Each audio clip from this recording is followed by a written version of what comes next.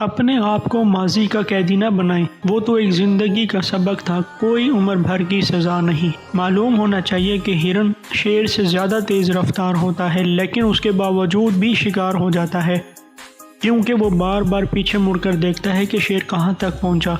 ایسا کرنے سے اس کی رفتار کم ہو جاتی ہے اور یوں وہ موت کا شکار ہو جاتا ہے۔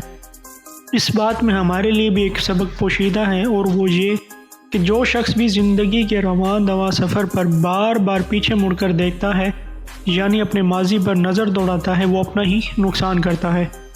امام غزالی فرماتے ہیں کہ جو ماضی تھا وہ تو گزر گیا اور کسی صورت بھی واپس نہیں آ سکتا۔ مستقبل کے متعلق ہمیں کچھ خبر ہی نہیں کہ ہم آنے والے وقت میں موجود ہوں گے بھی صحیح یا نہیں۔ بس ایک ہی لمحہ ہمارے پاس ہے جو ابھی موجود ہے، جس میں ہم اپنی زندگی سنوارنے کے لیے کچھ کر سکتے ہیں۔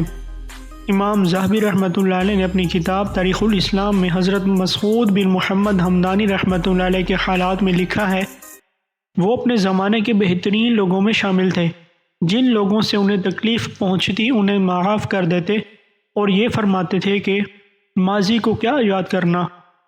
جب ان کا انتقال ہوا تو کسی نے انہیں خواب میں دیکھا اور پوچھا کہ آپ کے ساتھ کیا ہوا؟ فرمایا اللہ تعالیٰ کے سامنے میری پیشی ہوئی تو اللہ تعالیٰ نے بھی یہی فرمایا کہ ماضی کو کیا یاد کرنا، پھر حکم دیا کہ انہیں جنت میں لے جاؤ۔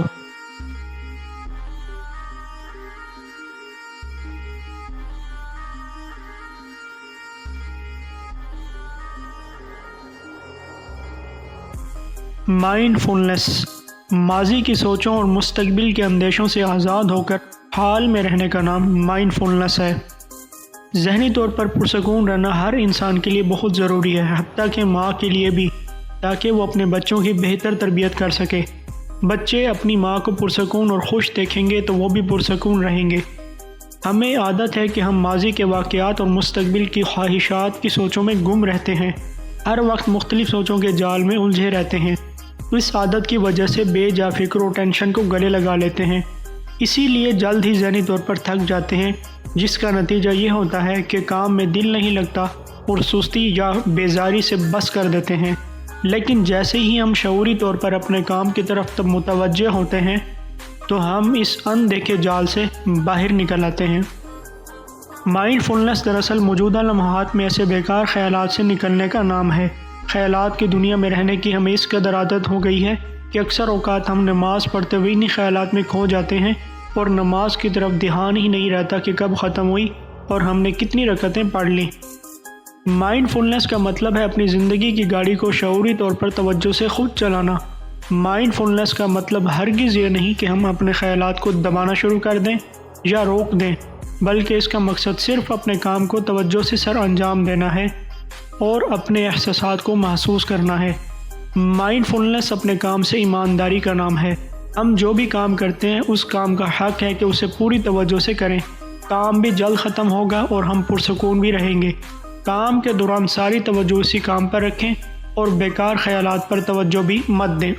امام غزالی فرماتے ہیں ہمارا دل ایک گنبد کی طرح ہے جس کے بہت سے دروازے ہیں اور ہر دروازے سے خیالات کی آمد و رفت کا سلسلہ جاری رہتا ہے۔ یا پھر ہمارا دل ایک ہدف ہے جس پر چاروں طرف سے تیروں کی بارش ہوتی رہتی ہے۔ یا پھر ہمارا دل ایک کنواں ہے جس میں مختلف نالیوں سے پانی آ جاتا ہے جو اس کے ارد گرد بنائی جاتی ہیں۔ دل کے خیالات بدلتے رہتے ہیں، دل ایک خیال سے دوسرے خیال کی طرف منتقل ہوتا رہتا ہے۔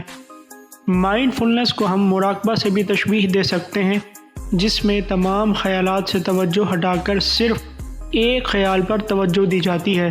مائنڈ فلنس کی مشق کا طریقہ، ایک دن میں صرف 10 منٹ کی پریکٹس کرنی ہے، جس کا طریقہ یہ ہے کہ تنہائی والی جگہ پر آرام سے بیٹھ جائیں، اپنی آنکھیں بند کر لیں اور نارمل سپیڈ سے سانس لیتے رہیں۔